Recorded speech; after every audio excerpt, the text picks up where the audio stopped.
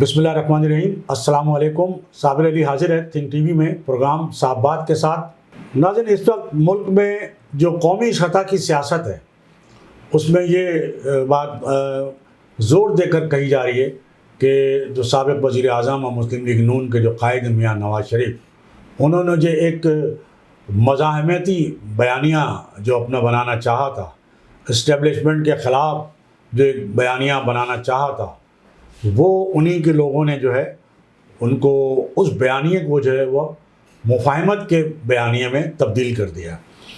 اب سوال یہ پیدا ہوتا ہے کہ کیا مفاہمت کے بیانیے سے نواز شریف صاحب عوام میں وہ مقبولیت، وہ پذیرائی حاصل کر سکیں گے جو وہ اسٹیبلشمنٹ کے خلاف بیانیہ بنا کر کرنا چاہتے تھے؟ پھر اس وقت جو بڑا چرچہ ہے وہ نواز شریف صاحب کی جو ہے وہ وطن واپسی کا ہے، اور بڑا جو ہے وہ بڑے استقبال کی جو ہے وہ تیاریاں جو ہے وہ شروع ہو گئی ہیں، اور کہا جا رہا ہے کہ کراچی اور سندھ سے بھی جو ہے بڑی تعداد میں مسلم لیگ کی کارکنوں کو جو ہے باقاعدہ اکٹھا کیا جا رہا ہے، ان کے لیے باقاعدہ ٹرانسپورٹ کا انتظام کیا جا رہا ہے تاکہ ان کو مفت میں جو ہے وہ لاہور پہنچایا جا سکے۔ پھر بات کی جا رہی ہے نواز شریف صاحب کے آمد پر استقبال کی کہ جناب استقبال پر آخر کتنے لوگ اکٹھے ہو سکیں گے۔ تو اس حوالے سے جو مریم نواز صاحبہ کا جو ایک حالیہ جلسہ ہے وہ بڑا تنقید کا نشانہ بنا ہوا ہے، اور جو ان کے مخالفین ہیں وہ یہ کہہ رہے ہیں کہ مریم نواز کے جلسے کا یہ عالم ہے کہ ان کو تنگ گلی میں جو ہے وہ جلسہ کرنا پڑا ہے، جس کو بعد میں یہ وضاحت کی جا رہی ہے مسلم لیگی حلقوں کی جانب سے، جناب وہ جلسہ نہیں تھا، وہ کارنر میٹنگ تھی۔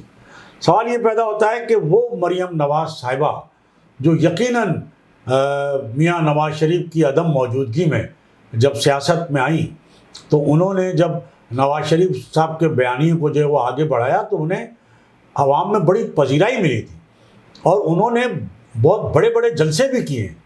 تو آخر کیا وجہ ہے کہ وہ ان کو اب کارنر میٹنگ کرنی پڑی ہے، تنگ گلی کی کارنر میٹنگ؟ وہ ظاہر ہے کہ ان کی فوٹیجز جو ہے وہ اس میں نظر آ رہی ہے۔ تو کیا واقعتاً ایسی صورتحال ہے مسلم لیگ نون کے لیے کہ اب ان کے لیے لوگوں کو جمع کرنا، عوام کو میاں نواز شریف کے استقبال کے لیے باہر نکالنا، اور وہ جو نواز شریف صاحب کو ووٹ دینے کے لیے باہر نکالنا، ان کے استقبال کے لیے یہ جلسے جو وہ مینار پاکستان پر جو خطاب کریں گے، ایک بڑی تعداد جمع کرنا کیا مشکل مسئلہ ہے؟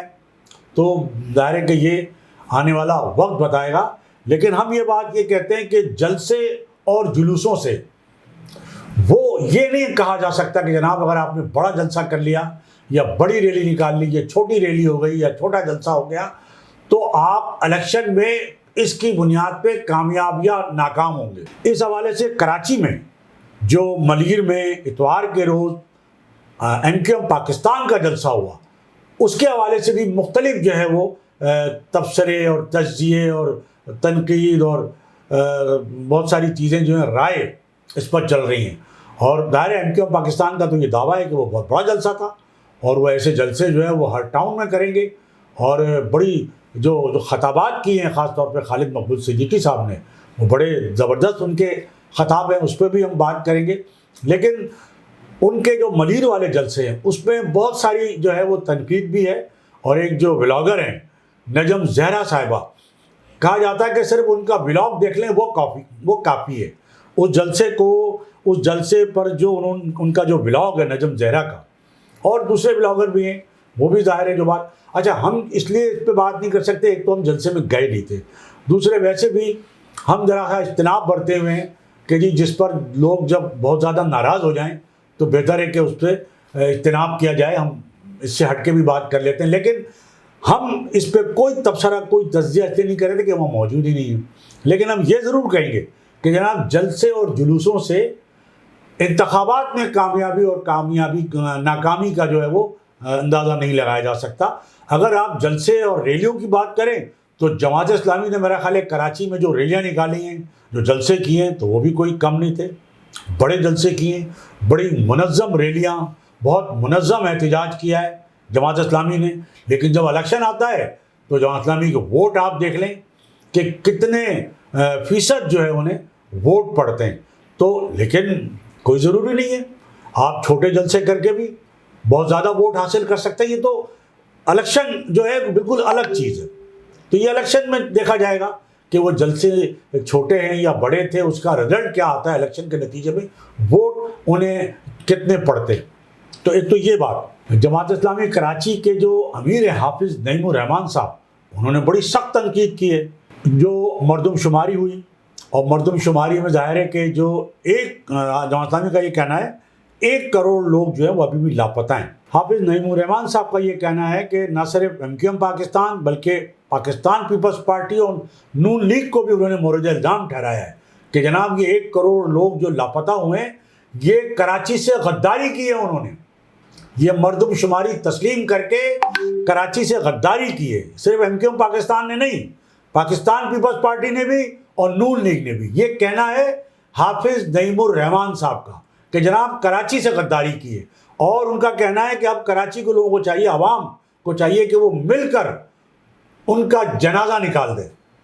ये कह रहे हैं हाफिज़ नईमुर रहमान साहब। तो अब देखते हैं कि वो आवाम के साथ मिलकर इन तीनों पार्टियों का जनाजा निकालते हैं या नहीं निकालते हैं। और ये गद्दारी वाली जो बात है, ये बड़ी अहम बात है कि इस तरह गद्दारी का आप मुखालफत कर सकते हैं, तनकीद कर सकते हैं, कोई और बात कर सकते हैं, लेकिन बराह रास्त गद्दारी का इल्ज़ाम लगाना जो है वो मुनासिब मैं तो नहीं समझता कि किसी पर भी गद्दारी का इल्ज़ाम लगाना मुनासिब है। तो बहरहाल हाफिज़ नईमुर रहमान साहब जो है वो गद्दारी का इल्ज़ाम लगा रहे हैं, कराची से गद्दारी का। एक जानिब नवाज़ शरीफ साहब की वतन वापसी के चर्चे, और कहा जा रहा है कि मामला सब तय हो चुके हैं, नवाज़ शरीफ साहब आ रहे हैं। लेकिन दूसरी जानिब एक तो नवाज़ शरीफ साहब की वतन वापसी के हवाले से भी बेयकीनी है अभी तक, और जनवरी में भी इलेक्शन होने के हवाले से भी बेयकीनी है। नवाज़ शरीफ साहब की वतन वापसी के हवाले से एजाजुल हक, जो ज़ाहिर इस्टेब्लिशमेंट के करीब रहे एजाजुल हक साहब, और ज़ियाउल हक साहब के साहबजादे हैं, उनका ये कहना है कि नवाज़ शरीफ नहीं आते। एजाजुल हक ने कहा है कि नवाज़ शरीफ वतन वापस नहीं आएंगे, तो अब वो ये कह रहे हैं कि वतन वापस नहीं आएंगे। और भी कई कॉर्नर से ये बात की जा रही है कि ये इलेक्शन का ड्रामा ढोंग है।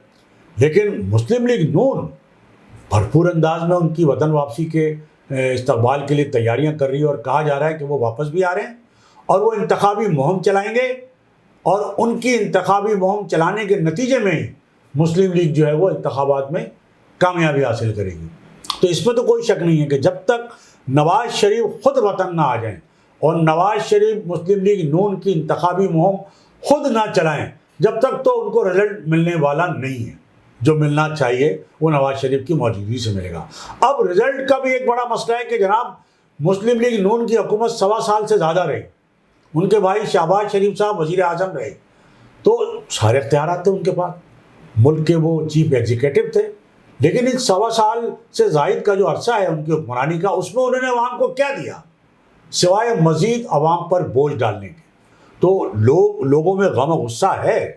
एक जानिब ये भी कहा जा रहा है कि नवाज़ शरीफ की वतन वापसी के इस्तकबाल में जो उनके भाई है शहबाज शरीफ, जो PDM की मुश्तरका हुकूमत के वज़ीर आज़म थे, उनकी इंतहाई नाक़िस कारकर्दगी और नाअहली जो है वो जो है उसकी वजह से जो है लोगों में अवाम में बड़ा गम और गुस्सा है। और यही वजह है कि उनके इस्तकबाल के हवाले से जो उनका जलसा भी हो रहा है मीनार पाकिस्तान पर, उस पर लोगों को जमा फिर ये एक बात सामने आई कि जनाब जलसे में आने के लिए उन्होंने 125 मोटरसाइकिल देने का ऐलान किया लोगों को। ऐसे वक्त में जब लोगों को 2 वक्त की बजाय 1 वक्त की रोटी भी मैसर नहीं है, 5 मोटरसाइकिल तो बहुत बड़ी बात है।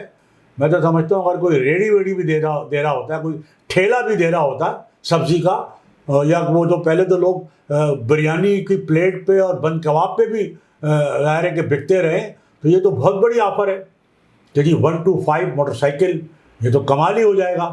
तो ये भी एक ऑफ़र की गई है, और इसके नतीजे में जो जितनी ज़्यादा लोग लाएगा जलसे में जो मीनार पाकिस्तान पर होगा उसको 125 मोटरसाइकिल जो है वो दी जाएगी। तो ये तो बहुत बड़ी ऑफ़र है। तो इस ऑफ़र के नतीजे में कितने लोग ऐसे होते हैं जो मज़ीद लोग जमा करके लाते, तो ये भी एक देखना है, ये भी एक बड़ा अहम सवाल है। दूसरी जानिब जो महंगाई है جو ظاہر ہے کہ سابقہ حکومت جو ہے، جو شہباز شریف صاحب کی حکومت تھی، پی ڈی ایم کی حکومت تھی، اس کی دی ہوئی ہے ساری اس کا، چونکہ انہوں نے بڑی منصوبہ بندی کے تحت بہت سارے جو جیسے بجلی کی قیمتوں میں اضافہ کرنا تھا، خود تو وہ کچھ تھوڑا بہت کر گئے، باقی روک لیا کہ نہیں یہ نگرانوں پہ چھوڑ دو۔ اسی طرح گیس کے نرخوں میں جو اضافہ کرنا تھا وہ تھوڑا بہت کیا، روک دیا جو زیادہ کرنا تھا کہ چلے جی نگراں حکومت کر لے گی۔ یہی وجہ ہوئی کہ پیٹرول میں اضافہ جو کرنا تھا وہ بھی نہیں کیا کہ نگراں حکومت کرے گی۔ تو اب سارے جو معاملات تھے وہ پوری منصوبہ بندی کے تحت پی ڈی ایم کی حکومت نے، شہباز شریف صاحب کی حکومت نے نگراں حکومت میں ڈال دیے۔ تو ظاہر ہے جو معاہدہ تھا آئی ایم ایف سے، اس کے نتیجے میں وہ تو پورا کرنا تھا۔ تو بجلی کے نرخ بھی مزید آج پھر اطلاعات آئی ہیں کہ 3 روپے سے زائد جو ہے یونٹ پہ پھر بڑھا دیے گئے ہیں نیپرا نے، جس کا اطلاق پورے ملک پر ہوگا۔ تو یہ بجلی کا معاملہ ہے۔ گیس کے بارے میں بتایا جاتا ہے کہ 45% در جو ہے گیس کی قیمتوں میں جو ہے مزید اضافہ ہونا ہے۔ اچھا، پیٹرول کو لے لیجئے۔ پیٹرول نگراں حکومت نے اپنے 2 ہفتے یا 3 ہفتے کی حکومت میں جو ہے وہ 54 روپے بڑھایا، اور کم کتنا کیا؟ صرف 8 روپے۔ لوگوں میں اس پر بھی بڑا غم و غصہ ہے کہ جناب بڑھایا آپ نے 54 روپے اور 8 روپے کمی کر دی۔ یہ اونٹ کے منہ میں زیرہ والی بات ہے۔ وہ جو پیٹرول ابھی 200-250 روپے تھا وہ اب 350 تک آپ نے پہنچا دیا، اور اب آپ کہہ رہے ہیں کہ ہم بڑا کوئی احسان کیا ہے۔ پھر دوسری جانب سارا ملبہ جو ہے نگراں حکومت کہتی جی آئی ایم ایف، ہم کیا کریں، ہمارے تو جو چیزیں معاہدے میں شامل ہیں۔ جناب آئی ایم ایف کہہ رہا ہے، آئی ایم ایف کے ذمہ دار کہہ رہے ہیں کہ ہم نے کب کہا ہے کہ آپ غریبوں پہ ٹیکس لگائیں، ہم نے کب کہا ہے کہ آپ غریبوں پہ بوجھ ڈالیں، ہم نے کب کہا ہے کہ آپ غریبوں کا خون جو ہے وہ نچوڑیں، خون چوسیں، آپ یہ سارا ٹیکس، یہ سارا ملبہ امیروں پہ کیوں نہیں ڈالتے؟ کیسے ڈال سکتے ہیں؟ امیروں میں وہ خود بھی تو شامل ہیں، اور امیر طبقہ جو ہے وہ ان کا جو ہے ظاہر ہے وہ بھی حکمران طبقے میں شامل ایک طرح سے، جس کے پاس دولت ہے، جس کے پاس جو ہے وہ بہت زیادہ مراحت ہیں، بہت زیادہ سہولیات ہیں، وہ حکومت کے ہی لوگوں کے پاس ہے۔ تو یہ جو سارا معاملہ ہے وہ یہی ہے۔ آئی ایم ایف کہہ رہا ہے کہ جناب غریبوں پہ بوجھ کیوں ڈال رہے ہیں؟ خود آئی ایم ایف کہہ رہا ہے کہ ہم نے تو نہیں کہا آپ امیروں پہ ٹیکس لگائیں، لیکن حکومت ایسا کر ہی نہیں سکتی، کیونکہ حکومت خود اشرافیہ جو ہے وہ ہے، اشرافیہ پہ کیسے ٹیکس؟ حکومت تو خود یعنی مفت میں پیٹرول لے رہی ہے، مفت میں بجلی لے رہی ہے، اور مفت میں گاڑیاں سرکاری لی ہوئی ہیں، اور مفت میں سرکاری بڑی بڑی رہائش گاہیں لی ہوئی ہیں، اور جو بیوروکریسی ہے اس کو بڑے بڑے محلات ملے ہوئے ہیں، ایکڑوں پہ مشتمل ہیں، ان کو جو رہائش گاہیں ملی ہوئی ہیں، سرکاری گاڑیاں بڑی بڑی مفت ملی ہوئی ہیں بیوروکریسی کو، اور پیٹرول مفت، بجلی مفت۔ تو بھائی اشرافیہ کا تو یہ حال ہے، تو وہ سارا بوجھ تو آخر غریب عوام پہ ہی ڈالنا ہے۔ لیکن اب غریب عوام بھی جو ہے وہ بہت زیادہ تنگ آ چکے، پس چکے ہیں جسے کہنا چاہیے، اور اب وہ کہتے ہیں کہ جی پہلے تو 2 وقت کی روٹی مل جاتی تھی، اب 1 وقت بھی نہیں مل رہی، اور روٹی بجلی بھی نہیں مل رہی، پانی بھی نہیں مل رہا۔ اس کے لیے احتجاج ہو رہا ہے آپ کے علم میں، شہر میں مختلف جگہ روز جو ہے کہیں نہ کہیں لوگ باہر نکل آتے ہیں، ٹریفک جام کر دیتے ہیں، ٹائروں کو آگ لگا کر جلا دیتے ہیں، ٹریفک جو ہے وہ بند ہو جاتا ہے، اور گھنٹوں لوگ جو ہے وہ ٹریفک جام میں پھنسے رہتے ہیں، ایک عذاب لوگوں پہ نازل۔ اب لوگ کہاں وہ کہتے ہیں ہم کیا کریں، حکمران تو ہماری نہیں سنتے، حکمرانوں تک ہماری پہنچ نہیں ہے، ہمارا کوئی احساس ہی نہیں ہے، تو ہم سڑکوں پہ نکل کر ٹائر جلا کر، ٹائروں کو آگ لگا کر، سڑکیں بند کر کے اپنا احتجاج ریکارڈ نہ کرائیں تو کیا کرائیں؟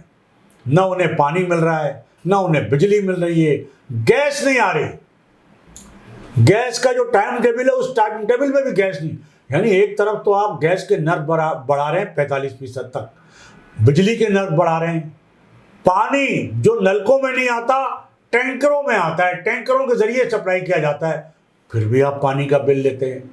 تو یہ ساری جو چیزیں ہیں عوام میں بہت زیادہ جو ہے وہ غم غصے کا باعث بنی ہوئی ہیں، عوام کا جو وہ جینا دوبھر ہو چکا ہے، اور عوام جو ہے وہ یہ کہتے ہیں کہ بس ٹھیک ہے آنے دو الیکشن، آنے دو پولنگ ڈے، پولنگ کی تاریخ آنے دو، اور آؤ ہمارے پاس ووٹ ڈالنے، پھر ہم تمہیں بتائیں گے کہ تمہیں ہم ووٹ دیں گے یا کچھ اور دیں گے۔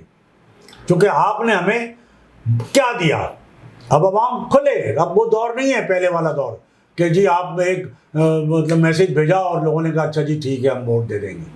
تو اب ووٹ دینے کا مسئلہ جو ہے وہ جن کو ووٹ دینا ہے وہ گلے گلے تک جو ہے وہ مہنگائی کا شکار ہیں, مہنگائی کے بوجھ تلے دبے ہوئے ہیں, مسائل کا شکار ہیں, تنگ ہیں اپنی زندگیوں سے, خودکشیاں کر رہے ہیں.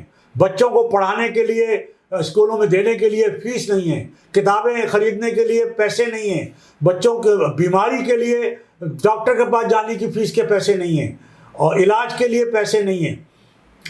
تو جناب وہ کیسے, روٹی 2 وقت کی مل رہی تھی اب وہ 1 وقت کی بھی نہیں مل پا رہی ہے. روزگار لوگوں کے پاس پہلے ہی نہیں تھا, لوگوں کی تنخواہیں اتنی کم ہیں اور مہنگائی کئی گنا, کئی 100% جو ہے وہ بڑھ چکی ہے. تو لوگ اب بہت زیادہ بپرے ہوئے ہیں. یہی وجہ ہے کہ لوگ کہتے ہیں کہ اب دیکھنا ہے کہ نواز شریف کا استقبال ہوتا ہے نہیں ہوتا ہے, یا کوئی ہار پھول لے لیں گے یا کچھ اور چیزوں سے استقبال ہوگا. اس لیے کہ ناراضگی نواز شریف سے نہیں ہے, کیونکہ نواز شریف جو 2017 میں چھوڑ کے گئے تھے وہ تو بہت بہتر چھوڑ کے گئے تھے, وہ اسی کا حوالہ اب بھی دے رہے ہیں مسلم لیگ نون والے. لیکن لوگ عمران خان کے ظلم کو, جو عمران خان کی مہنگائی تھی, میں نے پہلے بھی کہا ہے کہ وہ بھلا چکے ہیں. لوگ اب تازہ جو ہے صورتحال اس کو یاد رکھے ہوئے کہ جی آپ نے 1.25 سال یا اس سے تھوڑے سے زیادہ عرصے میں ہمیں کیا دیا سوائے ہمیں جو ہے وہ مسائل مزید بڑھانے کے, مہنگائی کے بوجھ تلے دبانے کے. تو ناظرین یہ ہماری آج کی گفتگو. اس سے پہلے کہ میں آپ سے اجازت دوں, میری آپ سے یہی گزارش کہ آپ think T V HD channel کو سبسکرائب کر لیں, اپنے دوستوں میں شیئر کریں اور لائک کریں. اس کے ساتھ ہی آج کی اس نشست سے صابر علی کو اجازت. اللہ حافظ. Channel think T V HD کو سبسکرائب ضرور کر لیں اور بیل آئیکن کا بٹن دبائیں تاکہ ہماری نئی آنے والی ویڈیوز پر وقت آپ تک پہنچ سکیں. شکریہ.